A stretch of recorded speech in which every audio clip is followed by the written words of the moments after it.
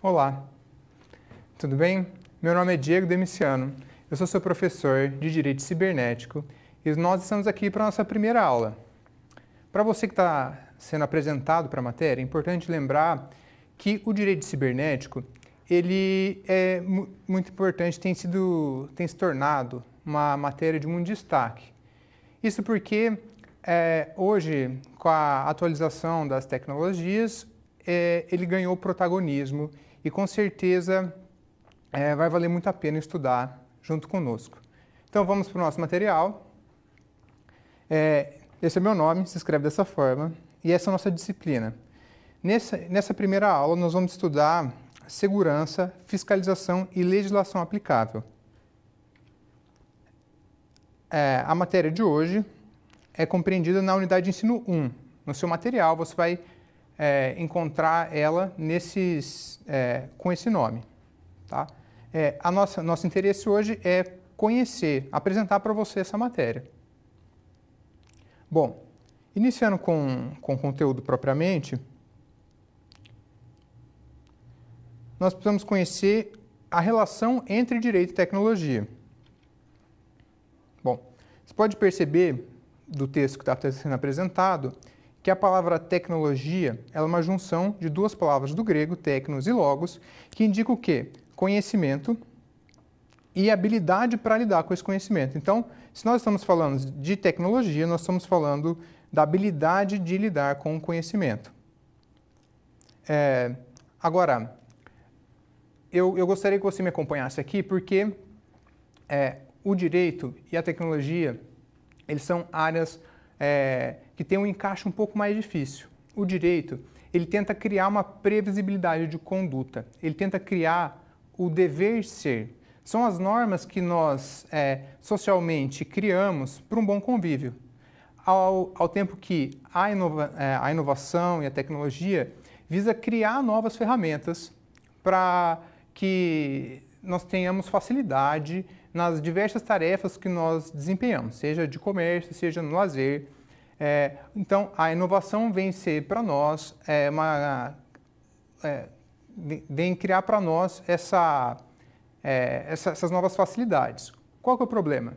Quando o direito, que tenta regulamentar, normatizar, se depara com a atual velocidade da informação, nós vamos ter grandes dificuldades para regulamentar a inovação. E é esse um dos principais desafios do direito cibernético. Voltando para o nosso material, podemos ver que o direito ele prescreve condutas. Ele coloca essas condutas na lei, né?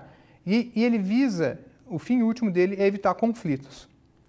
Ao mesmo tempo, quando ele evita conflitos, ele cria a paz social. Como eu disse para vocês, a tecnologia busca soluções aos problemas enfrentados, não importa onde, né? A tecnologia tenta melhorar a nossa vida de alguma forma.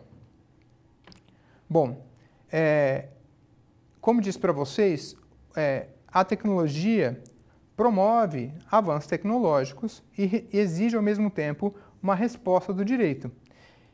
E é necessário, para que a gente consiga conciliar essa realidade, pensar que o direito sempre vai tentar regulamentar e evitar conflitos. Quando surge uma nova tecnologia, como foi o caso dos Ubers, existe um movimento que tenta fazer o quê? Né? Criar uma nova solução. O Uber foi uma solução inventada para o transporte. Acho que todo mundo conhece, né? Já usou alguma vez ou conhece alguém que tenha usado essa tecnologia. Bom, no começo, essa tecnologia foi aprimorada aqui, né? O aplicativo foi disponibilizado e houve uma grande resistência dos taxistas. Esse conflito, né? O conflito que eu já mencionei para vocês, ele é delineado, ele é desenhado justamente isso, né? Pessoas que queriam trabalhar com Uber, os empresários que eram favoráveis a essa mudança, que queriam utilizar dessa nova tecnologia, dessa nova ferramenta, e, ao mesmo tempo, quem seria prejudicado. E o papel do direito é estabilizar esses conflitos, é criar um ambiente para o diálogo, para que se crie uma nova solução. Em alguns casos, a tecnologia ela chega a ser barrada pelo direito e pela sociedade de uma maneira geral.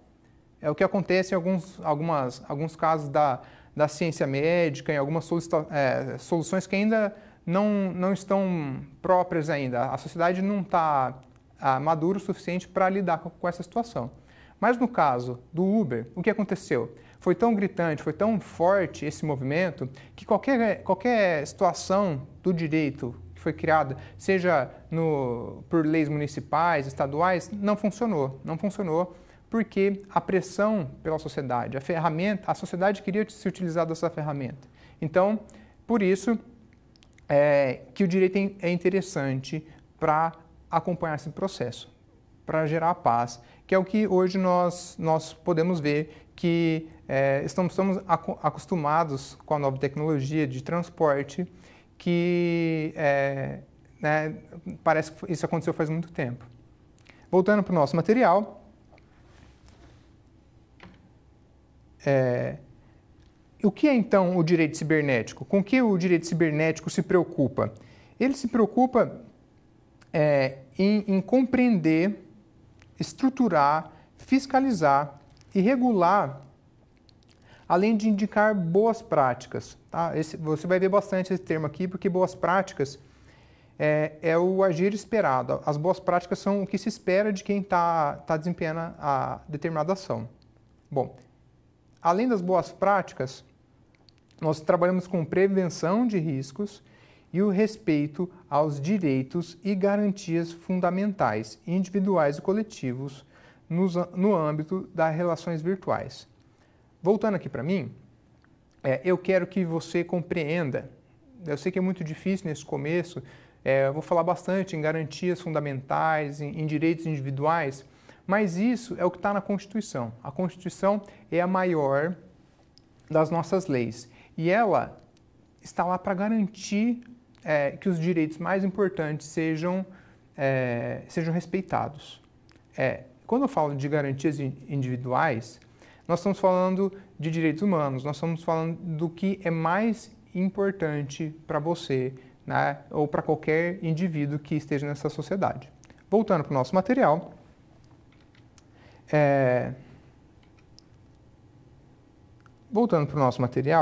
nós precisamos então falar da legislação. Do que nós vamos falar em direito digital? Bom, o primeiro deles é o Código de Defesa do Consumidor. O Código de Defesa do Consumidor é a primeira legislação que surgiu depois da Constituição. E nós vamos estar falando dele sempre de relações de consumo, envolvendo o consumidor.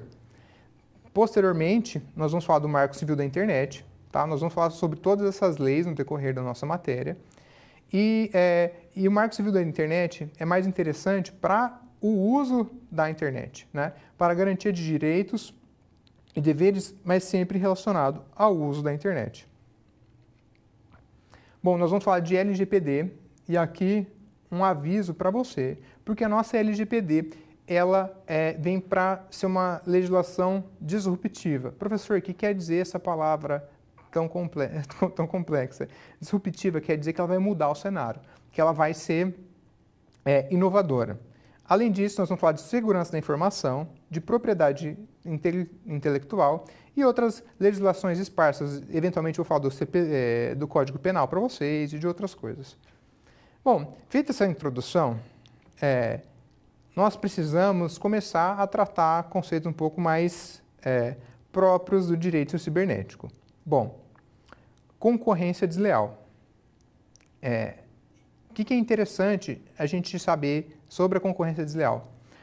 Na sociedade digital, e a sociedade digital é essa que nós vivemos hoje, tá? É essa em que nós temos boa parte, né, da nossa vida conectadas na internet, né, por meio de um computador. O que vem a ser a concorrência desleal, né? Bom, hoje, sempre que eu concorrer com uma outra empresa, sempre que eu tiver alguma situação no mercado, né, e o mercado é um ambiente onde as empresas competem, eu vou ter a oportunidade de concorrer com outras pessoas que ofereçam o mesmo serviço. E como que vai se dar isso? Como que eu vou concorrer pelo mesmo serviço? Bom, eu tenho regras estipuladas, eu tenho que ser leal, eu tenho que agir com boa fé. E a concorrência desleal é quando eu falto com a lealdade. Nas inúmeras formas que a concorrência desleal assume, ela sempre vai estar privando o seu concorrente ou até mesmo o consumidor de um resultado. Você vai estar se valendo, né? A pessoa que pratica a concorrência desleal vai estar se valendo de meios não legítimos para ganhar essa corrida, para ganhar essa competição, que é estar no mercado, que é ser empreendedor, que é vender. Tudo bem? Voltando para o nosso material. Por isso que nós elegemos normas de proteção da concorrência, para evitar o quê? Evitar que na briga por pelo espaço no mercado, eu não crie prejuízo, seja para outras pessoas, seja para os próprios consumidores, tá? E, de novo, falando aqui, nós vamos falar de boas práticas. Quais são as boas práticas? As boas práticas dentro da concorrência, né, são aquelas que não ofendem outras empresas, né, ou mesmo os consumidores. Bom, a concorrência desleal, ela começa a ser tratada na Constituição Federal, no artigo 170. E ela fala que a ordem econômica, fundada na valorização do trabalho humano e na livre iniciativa, tem por fim assegurar a todos a existência digna, conforme os ditames da justiça social, observando os seguintes princípios. E aqui nós vemos, né, no inciso 4º, a livre concorrência. Bom, como eu já antecipei para você, concorrência desleal é todo e qualquer ato praticado por industrial, comerciante ou prestador de serviço contra um concorrente. Sempre vai ser com um concorrente, por quê? Porque eu estou falando de um contexto competitivo, né? E não precisa ser direto, ele pode ser indireto também, ou mesmo um não concorrente, independente de dolo ou culpa. Bom, aqui eu preciso explicar para vocês de novo mais uma situação. Dolo é o que eu faço com intenção, culpa eu faço por responsabilidade. Como assim, professor? O dolo, eu tenho que ter a intenção de causar o dolo. No contexto da concorrência desleal, eu tenho que ter a intenção de prejudicar meu concorrente. A culpa, eu não tomo o devido cuidado para que isso não aconteça. Voltando ao nosso material, como eu disse para vocês, eu não preciso de dolo. Também, eu não preciso do dano em concreto. Como assim, professor? O dano não precisa acontecer? Não. Basta que o meu agir já seja capaz de gerar um dano. Então, o perigo de dano já é considerado. Além disso, né, eu preciso ter a necessidade de colisão de interesses, ou seja, eu preciso estar dentro do mercado, né, eu preciso estar competindo com essa pessoa, eu preciso ter clientes, né, ao menos em potencial, e esse ato tem que ser suscetível de repreensão. Bom, temos alguns exemplos aqui. A publicização de segredos industriais, o intuito de prejudicar o direito industrial dos agentes econômicos, a violação de acordos contratuais. Bom, um exemplo de violação contratual é o seguinte: eu tenho minha empresa e eu faço um acordo com você de que nós dois, né, eu e você, nós temos uma padaria. Né? Nós decidimos separar nossa sociedade, você vai para um determinado bairro da cidade e eu vou para outro. Né? E nós combinamos que nenhum dos dois vai abrir outra padaria no bairro em que o outro se estabeleceu. Nós temos um acordo. Se eu, porventura, vou lá e abro uma padaria no bairro em que você se estabeleceu, eu estou violando uma norma contratual. E isso seria também considerado concorrência desleal. Voltando para o nosso material. Gerar confusão nos consumidores. Eu gero notícias falsas, as famosas fake news. Eu gero confusão nos consumidores sobre a idoneidade da sua empresa, atinge a sua moral de alguma forma, né? tento atingir sua reputação, né? Tento buscar trabalhadores que trabalhem na sua empresa por meio de suborno, né? Ou corrupção. Ou seja, toda a prática voltada a obter informações, a ganhar essa corrida de maneira desleal, vai ser considerada concorrência desleal. E o que vem em contrapartida a isso, né? O que o direito faz, o que o direito propõe para para combater a concorrência desleal, né? Ele estipula boas práticas, né? Hoje, nós temos no direito várias ferramentas que vão auxiliar, e não é só no direito, né? Na administração e vários outros campos, que vão auxiliar o empreendedor a se manter na linha. E às vezes não depende nem do próprio empreendedor. Os funcionários, os concorrentes, a situação acaba empurrando ele para um contexto em que ele tem que tomar cuidado com as práticas da própria empresa. Os danos que podem ser causados são muitos. Nós veremos vários deles aqui no decorrer da aula. E as boas práticas são códigos de conduta, são normas internas ou externas que definem como a empresa deve agir ou como ela deveria agir nessas situações potencialmente danosas. Os danos que nós queremos evitar são os de consumidores, ao meio ambiente, vazamento de dados e vários outros que nós vamos tratar ponto a ponto. Mas é importante que nesse momento você saiba, pelo menos inicialmente, quais esses danos que a gente precisa se preocupar. Voltando para o nosso material,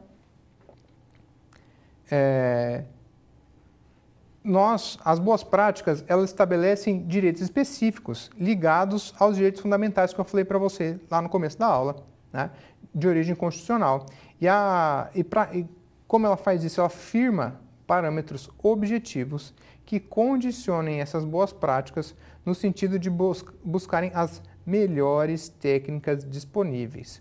O direito e a tecnologia, eles sempre tentam buscar o melhor possível, né? A melhor situação possível, né? O direito na perspectiva da lei e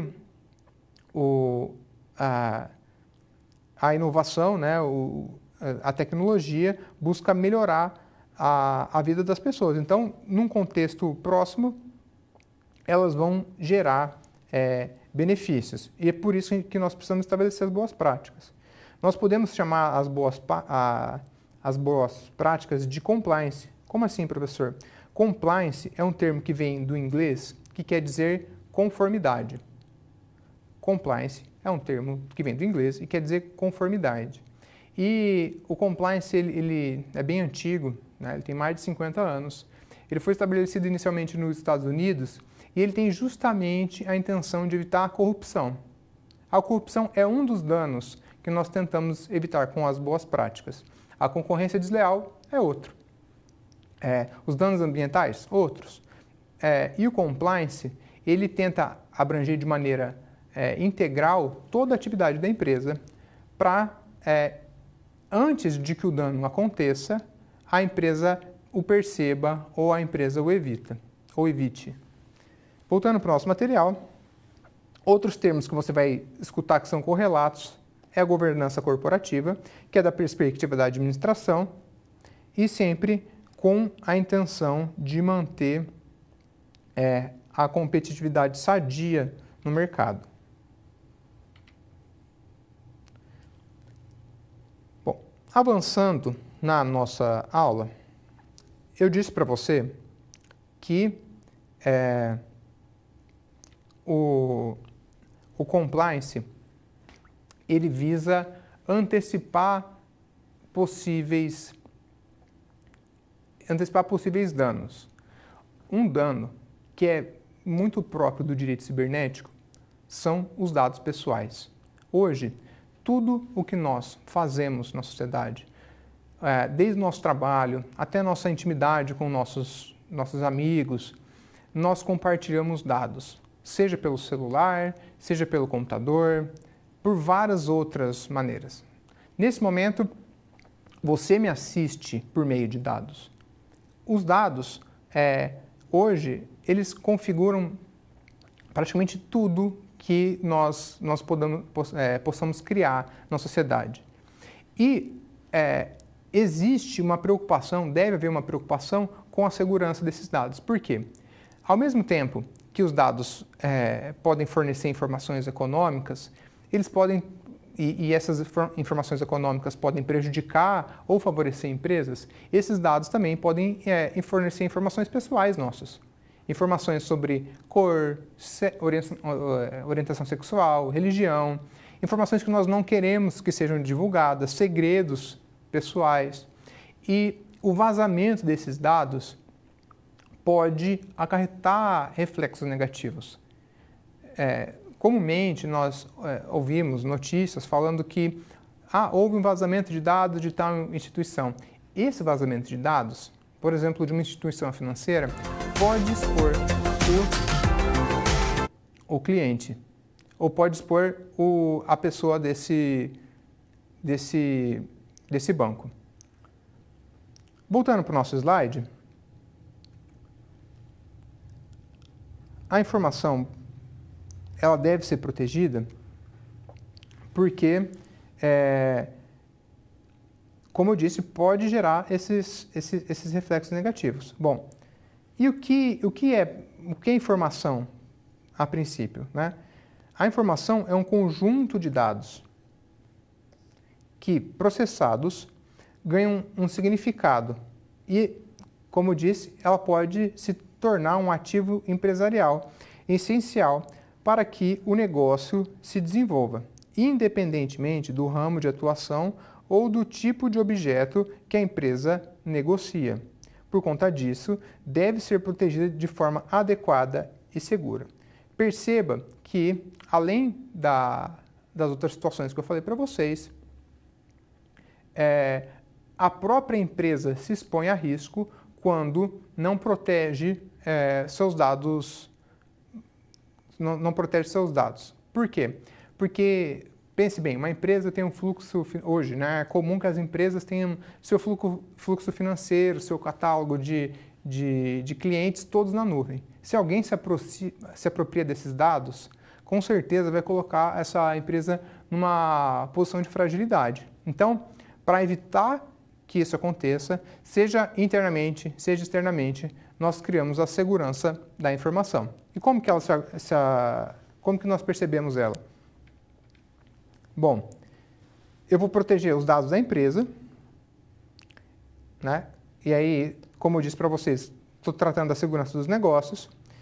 E eu vou também falar da propriedade intelectual. Nós veremos isso melhor nas próximas aulas, né?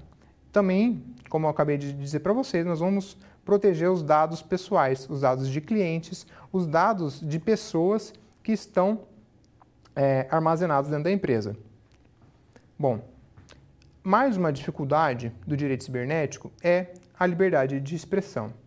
A liberdade de expressão deve servir como um prolongamento da personalidade da pessoa, com respeito às diversas manifestações, as singularidades com medida, aliás, de garantia do mundo virtual é acessível a todos, sendo algo verdadeiramente democrático, inclusive que favoreça as apetitividades individuais e coletivas, sempre à luz da boa-fé e da dignidade humana. Perceba que a liberdade de expressão, ela vem a ser, para nós, algo intrínseco à dignidade da pessoa humana, algo intrínseco, algo necessário para que nós nos desenvolvamos como pessoas. E ela deve ser respeitada. Essa liberdade de expressão está presente na internet. Hoje, a internet deu voz a muitas pessoas, né? Hoje nós conseguimos manifestar, talvez, né, com um impacto tão significativo que nunca antes foi visto. Só que essa liberdade de expressão, ela tem limites. Ela não é algo ilimitado. Qual vai ser o limite para essa liberdade de expressão? O direito do outro. O direito, ele serve, como eu disse no começo da aula, para pacificar a sociedade. Então, ele tem que dar uma resposta adequada a essa liberdade excessiva quando ela causar efeitos a outras pessoas. Por isso que a liberdade de expressão pode colidir com outros direitos e é o momento que ela vai ser relativizada. Vamos ver isso no nosso material? Bom, a liberdade de expressão, ela começa a ser fundamentada lá no artigo 5º da Constituição, no inciso 9º. É livre a expressão da atividade intelectual, artística, científica e de comunicação, independentemente de censura e licença. Bom, a liberdade de expressão não é absoluta, como eu disse, e ela colide com outros direitos. O que eu quero dizer? Eu vou ter outros direitos que vão ter que ser pensados juntos com a liberdade de expressão. Eu não posso falar que ela é absoluta. Por quê? Porque essa liberdade absoluta, ela gera efeitos. Quais são esses efeitos? Uma falsa sensação de impunidade no meio digital. As fake news, os crimes de calúnia e difamação e o discurso de ódio. Bom, se tornaram comuns, assim como a utilização das mídias sociais, se tornaram comuns as agressões no meio digital. Nós temos várias situações em que pessoas foram ofendidas, que tiveram sua honra, sua dignidade. Muito provavelmente você conhece alguém ou aconteceu alguma situação com você na internet que lhe deixou ofendido. Isso se deve a um campo aberto que adveio da internet. Como eu disse, a internet deu voz a várias pessoas que não a tinham anteriormente. Isso fez com que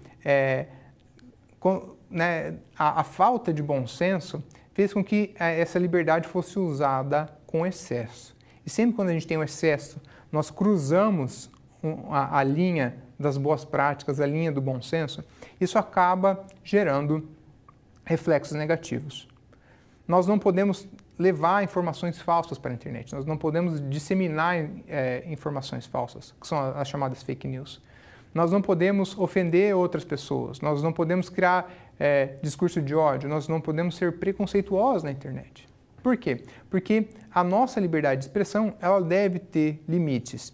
E cabe ao direito, em especial o direito cibernético, estabelecer esses limites, discutir, utilizar das oportunidades que vão surgir no seio dessa sociedade, né? Nos eventos que ocorrerem nessa sociedade, para fixar pontos de limite para a liberdade de expressão, né? Esses que eu demonstrei no nosso material, voltando aqui, são alguns deles. Bom, seguindo, é interessante a gente tratar de outros temas também, como direito ao esquecimento. Mas, professor, direito ao esquecimento é o direito que eu tenho de esquecer? Não, não é esse. Direito ao esquecimento é o direito que você tem de ser esquecido. Nós já passamos por vários, né, todo mundo já passou alguma vergonha pública, né? Nesse caso, o direito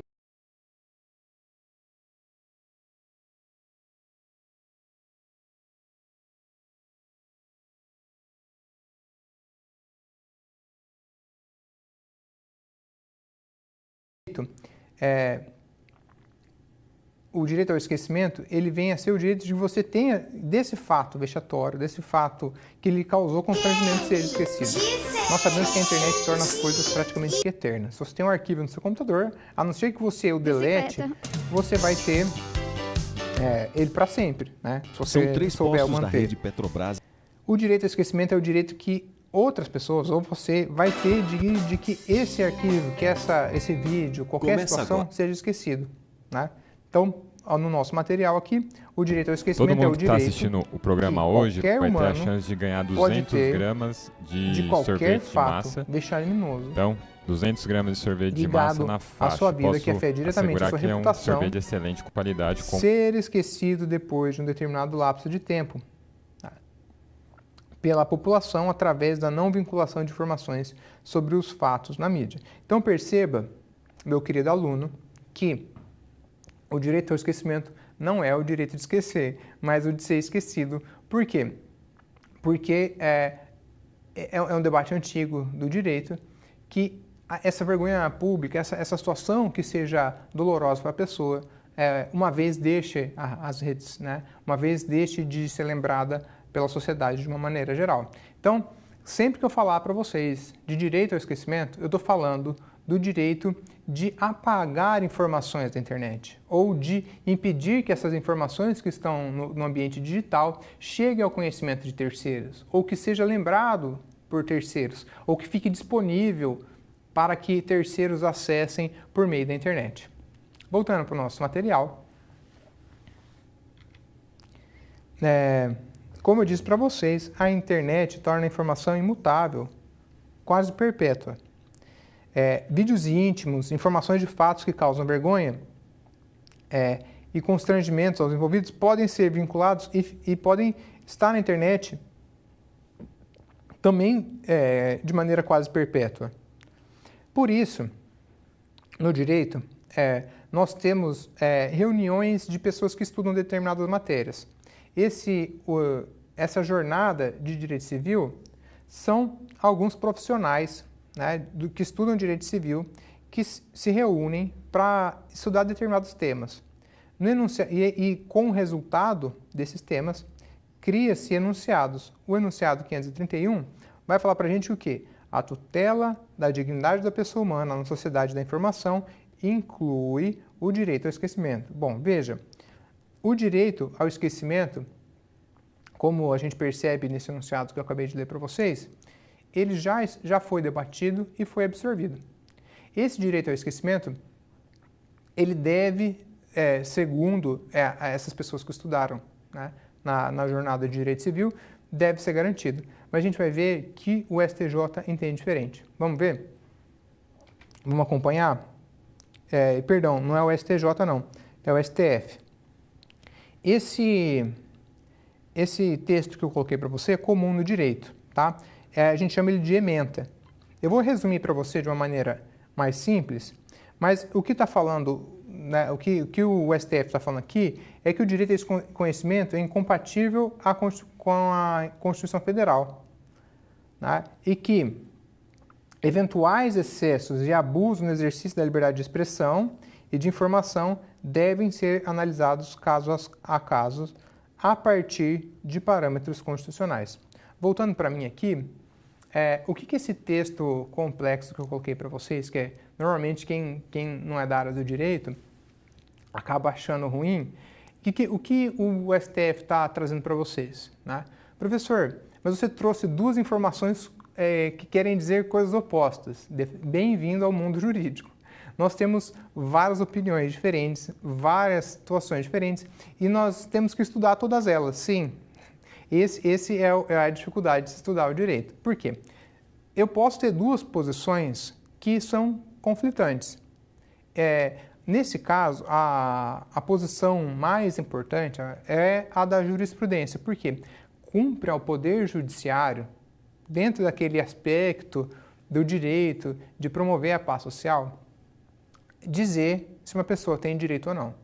O que o STF fez nesse julgamento foi falar o quê? Que o direito ao esquecimento, ele não é consolidado. Ele tem que ser analisado caso a caso dentro de parâmetros constitucionais. O que isso quer dizer?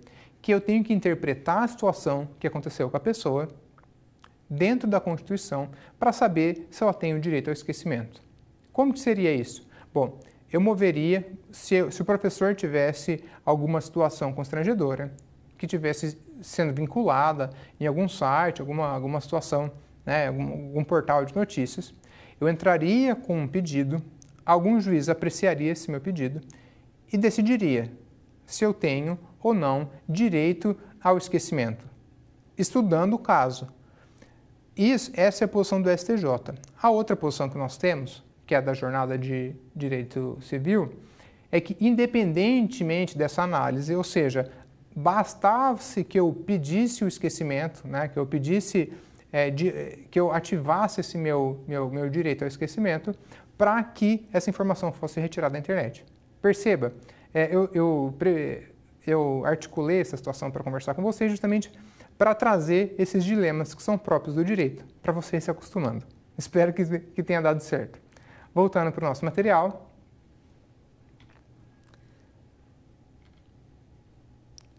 Nós vamos mudar de assunto. Nós vamos falar agora de blockchain, criptomoedas, Big Data e Bitcoin. Essas matérias, muito provavelmente, já chegaram ao seu conhecimento por outros meios, né? Mas é importante a gente lembrar que o blockchain, ele é uma espécie de criptografia. Ele é uma espécie de armazenamento de informações. Só que ele tem várias novidades. Vamos conhecer elas passo a passo, né? Devagarzinho. Bom, a primeira situação é que é a disruptiva. Lembra que eu falei para vocês de disrupção? Disrupção é uma coisa tão inovadora que muda a sociedade.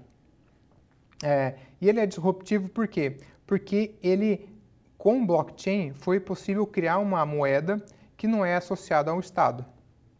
Bom, além disso, ele reduziu custos de transação, né? Minimizou as assimetrias da informação e, além disso, ele dispensa intermediários. Por que ele dispensa intermediários? Porque é um sistema autorregulável. A gente vai ver isso conforme for no desenvolvimento da matéria. Bom, e aí ele dispensa esses intermediários que desempenhavam o papel de provedores da confiança inexistente entre desconhecidos, além de oferecer a todos os participantes da cadeia blocos de um grau de transparência quanto às negociações realizadas até então imaginável. Bom, para que você entenda a disrupção do blockchain, você precisa saber como que acontecia anteriormente. A informação, ela sempre foi uma vantagem competitiva. A informação sempre foi... guerras foram travadas e foram ganhadas por meio da informação. O que acontecia anteriormente é que o Estado possuía o domínio. O Estado ou empresas, né, mais recentemente, possuem o domínio da informação. E o blockchain, ele possibilita que essa informação, que essa informação que esteja sendo criptografada, essa informação que esteja sendo trabalhada dentro do código, seja disponível a todas as pessoas. Por isso ela é disruptiva. Por isso que ninguém mais detém esse domínio, inclusive no aspecto financeiro. É possível fazer transações financeiras, né, com valor econômico, com dinheiro que não dependam de um Estado, de um banco central ou de uma instituição propriamente dita. E essa é a maior revolução trazida pelo blockchain, com certeza. Voltando para o nosso material. O blockchain surgiu em 2008, inicialmente associado ao Bitcoin, que é uma criptomoeda. Criptomoeda é uma moeda decodificada, uma moeda virtual, né? Ele promoveu o quê? A descentralização da confiança, porque com o blockchain a confiança está no próprio código. Ela não está num banco, né? Ela não está em um estado, ela está no próprio código. O próprio código permite que você tenha confiança na informação que está lá. O próprio código gera essa confiança e, ao mesmo tempo, que confere rastreabilidade. O que é rastreabilidade? A possibilidade de rastrear, de eu acompanhar o desenvolvimento desse código. O blockchain ele é erigido com um código chamado hash. Esse hash ele compõe uma função matemática que, a partir de uma mensagem ou arquivo, gera um código com letras e números representativo dos dados inseridos pelo usuário. O hash transforma uma grande quantidade de dados em uma pequena quantidade de informações, criando a impressão digital. Ao fazer isso, ele insere determinada informação no primeiro código hash. Essa informação do código hash é somada a uma segunda informação, né? E disso eu crio o meu hash 2. Depois, a informação do hash 1 mais a informação do hash 2 é acumulada no hash 3, ou seja, toda a minha cadeia de informação, né? Toda a minha cadeia de informação, ela é perpetuada no código. Ou seja, eu crio uma sucessão de códigos hashes armazenando toda a informação, misturando essa informação num baralho, numa criptografia que me permite perceber erros, que me permite perceber a verificação da autenticidade dessa informação, que torna um sistema inquebrável, aparentemente. Bom, e a blockchain ela fica armazenada na rede, ou seja, ela não fica em nenhum computador específico. É o que nós chamamos de cloud computing. Ou seja, ela é imutável, ela não se altera, ela somente se cria novos dados. Isso porque qualquer alteração no código hash original não é reconhecida pela rede e deixa de propagar a informação. Vamos voltar aqui? Se eu fizesse um hash 4 aqui e eu maliciosamente inserisse uma informação que não é verdadeira, bom, automaticamente o próprio blockchain não reconheceria essa informação e não validaria essa informação da sequência de códigos. Por isso, ao fazer isso, deixaria de propagar a informação, ou seja, essa informação contida alterada, ela não seria reconhecida pelo sistema. Bom, é a mesma coisa que você já deve ter ouvido falar em telefone sem fio. O blockchain é como se fosse uma história que não pode ser modificada, como uma versão de um livro que, para ser alterado, precisaria alterar todos os exemplares. Tá? Imagine, para você alterar um livro, você precisa alterar todos os outros exemplares. Se torna praticamente impossível. Nós falamos improvável porque impossível nada é, né? Então perceba, esse desenho que o professor colocou no material é justamente para mostrar como é que funciona o blockchain. É uma série de informações, né, que vai criando uma cadeia de códigos que fica disponível na internet. E esses códigos, essa sucessão de códigos é aberto, ou seja, qualquer pessoa pode acessar e validar. E esses blocos, né, de informações, os códigos hash, eles são encadeamentos. Por isso que o nome é blockchain, né? Bloco de bloco e chain de corrente. E esses códigos de validação criptografados asseguram que a confiabilidade dos dados trafegados, seja ela com a finalidade financeira, nos ativos digitais, como as criptomoedas, né, a Bitcoin, seja com a finalidade informacional. Bom, perceba que o blockchain ele cria uma situação totalmente desconhecida para nós. Por quê? Anteriormente, como que se fazia? Essas informações de ativos financeiros, elas eram armazenadas numa instituição financeira. Essa instituição financeira tinha o domínio daquelas informações e comunicavam com o Banco Central. Os bancos centrais do mundo se comunicam e as bolsas, né, de valores também se comunicam. Então, todo o mundo estava interligado, mas alguns centros de informações detinham o monopólio, o domínio dessa informação. Com o blockchain, essa cadeia disruptiva, essa cadeia de monopólio, essa cadeia de concentração de informações foi rompida, tornando o acesso disponível a todas as pessoas. Voltando para o nosso material, é importante nós lembrarmos, né, que criptografia, sempre que quando você tiver uma palavra difícil, você divide ela no meio. E assim vai ficar mais fácil, né? Você percebe os radicais, você divide. Cripto significa secreto e grafia significa escrita. Ou seja, criptografia nada mais significa do que escrita secreta.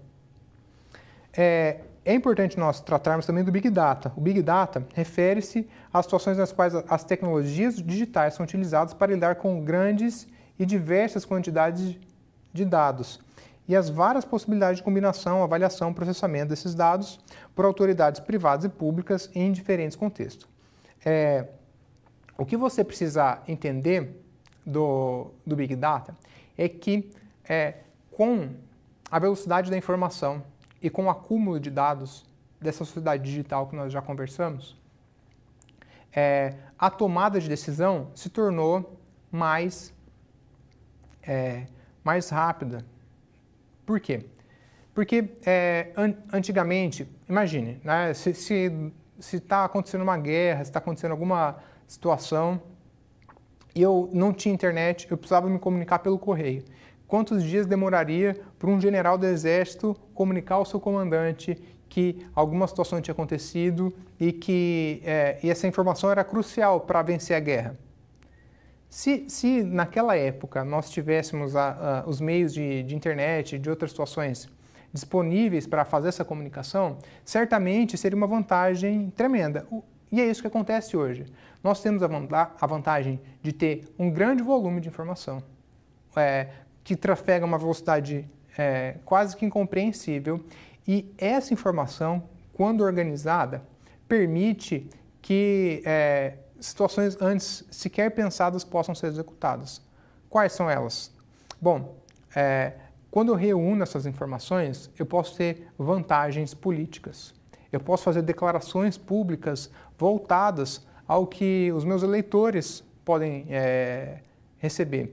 Alguns presidentes, vários, né, dessa nossa leva, já receberam reclamações nesse sentido, que se valeram do Big Data para manipular a opinião pública. E isso é um assunto que precisa ser debatido no direito cibernético. O Big Data também tem um lado bom. Ele permite evitar catástrofes, ele permite fazer um cálculo sobre praticamente vários comportamentos humanos, né? Identificar tendências de comportamento, identificar parcelas da população que dependem de determinado serviço e, além disso, né, ele ajuda a criar soluções. Ele é uma ferramenta muito útil, mas que também tem esse grande potencial destrutivo. Então, por isso que o direito precisa se preocupar em regular a utilização do Big Data e desse tráfego de dados. Uma das tecnologias, ou uma das regulamentações que nós temos recentemente, que se dedica também ao Big Data, é a LGPD, e nós vamos falar nas próximas aulas. Por enquanto, vamos voltar ao nosso material. Bom, o Big Data está relacionado com os 5 Vs. Por quê? Ele trata de volume, variedade, velocidade, veracidade e valor. Volume porque é grande a quantidade de dados. Variedade porque esses dados são variados mesmo, são das mais diferentes fontes. Velocidade porque trafegam pela internet são muito rápidos, e veracidade porque eles são verdadeiros, eu consigo validar esses dados. Além disso, né, eles sempre vão ter um valor. Hoje, dados representam dinheiro. Bom, e o Bitcoin? O Bitcoin eu vou dar um tempo para vocês aprenderem o conceito e já nós vemos na sequência juntos.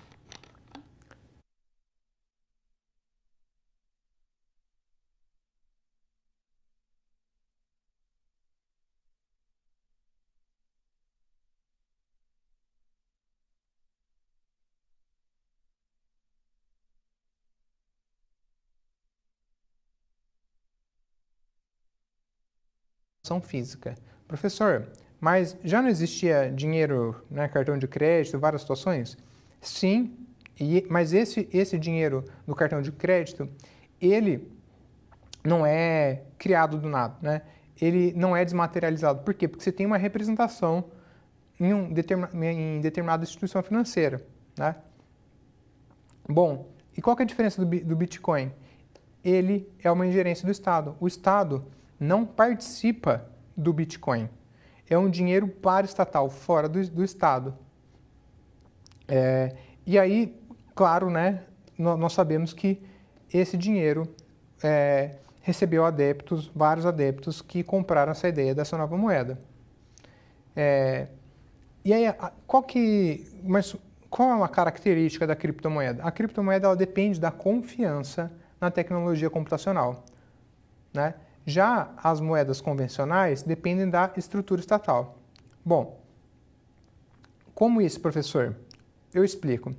A criptomoeda, quando você compra um Bitcoin, quando você compra hoje são várias moedas digitais, né? Quando você compra uma delas, você acredita que o código-fonte, né, a segurança digital envolvendo aquela moeda é suficiente para você colocar o seu dinheiro lá. Quando você fala de uma moeda convencional, no dinheiro no banco, você está falando que a segurança estatal, a organização do Estado, por meio do Banco Central e da regulamentação das instituições financeiras, é o que vai te dar confiança. Porque ninguém gosta de perder dinheiro, ninguém vai colocar o seu dinheiro em uma moeda que não tenha confiança. Outro exemplo é quando o poder do Estado, né, como aconteceram em alguns vizinhos nossos aqui do Brasil, na América do Sul, quando o poder do Estado, o poder daquela organização estatal, ele vai se perdendo, a moeda também acaba desfacelando, né? Acaba perdendo o valor abruptamente. Por quê? Porque as pessoas que colocam o dinheiro lá naquele país, elas começam a desconfiar de que o país não vai bem e que o seu dinheiro não está bem protegido. Então, quando há essa crise de confiança, a moeda perde valor. E a mesma coisa acontece nas moedas digitais, nas criptomoedas e nas moedas convencionais. Voltando ao nosso material.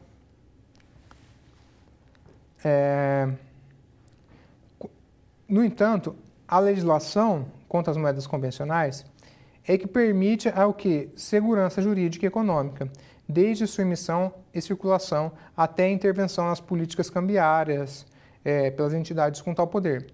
Determina assim, de modo claro e previsível, o curso forçado do valor monetário.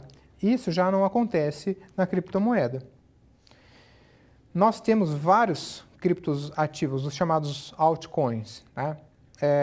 Além do Bitcoin, foram criados vários outros, né? O Ether, a XRP, que é o Ripple, o Bitcoin Cash, o Tether, entre vários outros, né, que nós podemos observar no material. Bom, e finalizando, né, na nossa última parte da aula, nós vamos falar sobre a internet das coisas.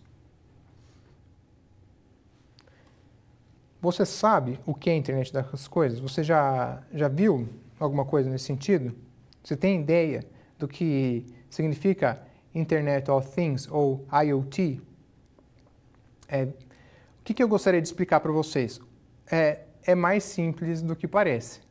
O professor está usando um relógio. Esse relógio é conectado com o celular do professor.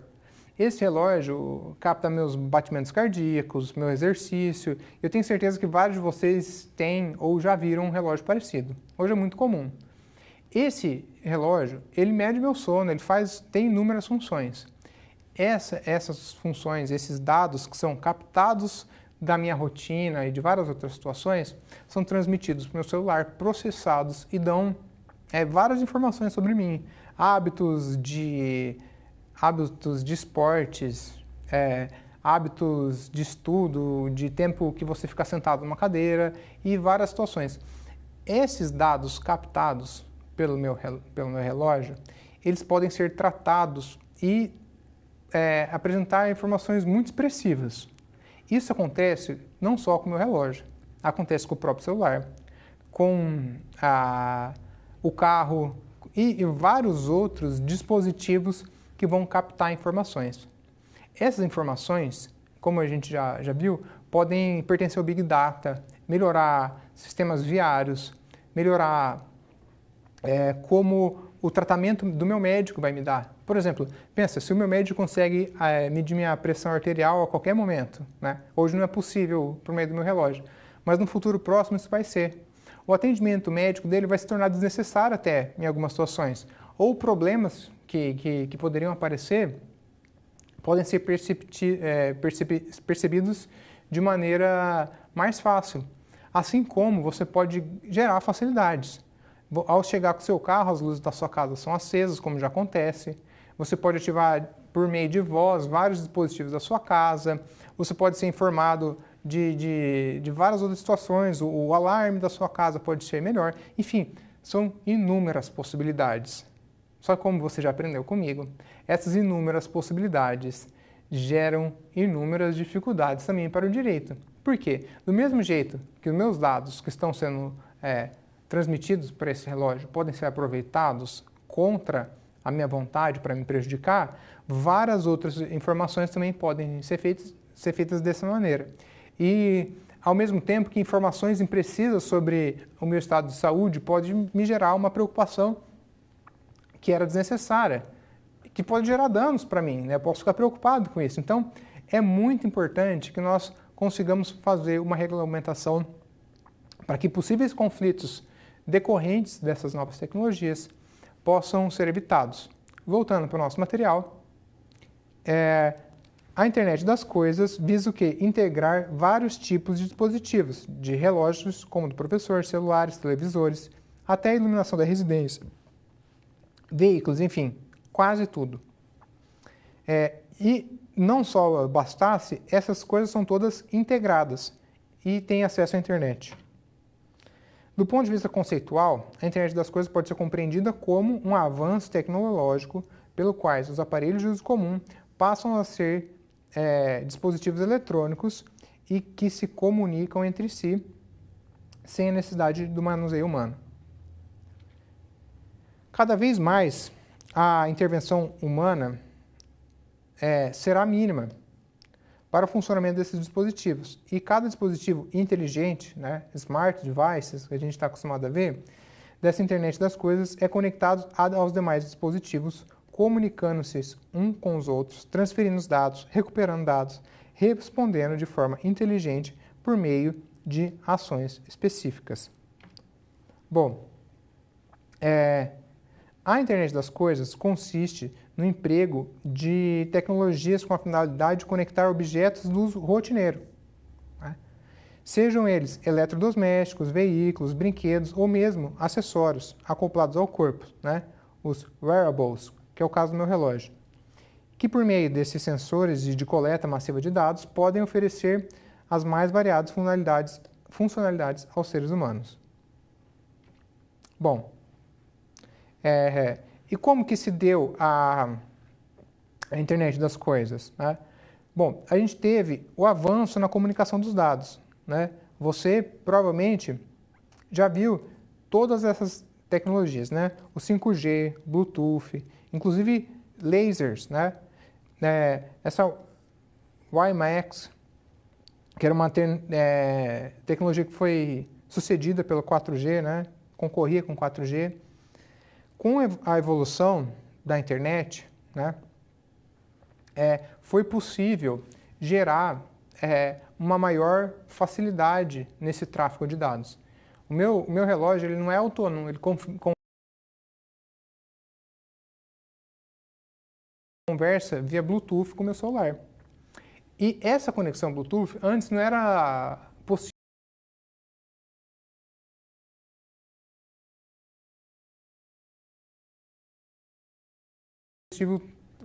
Dispositivos tão pequenos como o relógio.